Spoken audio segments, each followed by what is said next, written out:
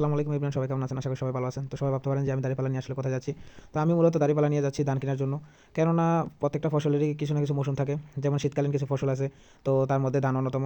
তো যেহেতু আমি হাঁস মুরগি প্লাস গরু পালতেছি, তো আমার ধান অবশ্যই লাগবে। যেমন গরুর জন্য আমার কুড়া কিছু কিনতে হবে, প্লাস আমার হাঁস মুরগির জন্য ধান কিনতে হবে।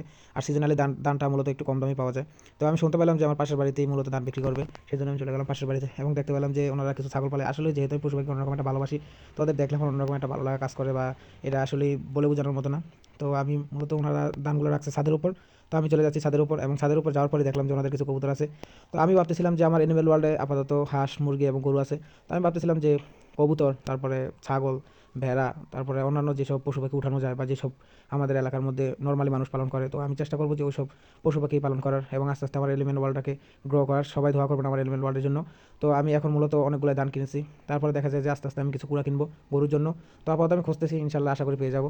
তো পাইলে আমি কুড়া এবং ধান স্টকে রাখবো, যাতে পরবর্তী ব্যাচ সিজনে যাতে সমস্যা না হয়। আশা করা যাচ্ছে আমি যেই ধানগুলো কিনছি এগুলো দিয়ে মোটামুটি আমার কয়েক মাস চলে যাবে। কয়েক মাস বলতে 4-5 মাসের একটা হিসাব করে আমি মূলত ধানগুলো কিনছি, যাতে পরবর্তীতে আমার ধান শর্ট না পড়ে বা কোনো ধরনের ঝামেলা পড়তে না হয়।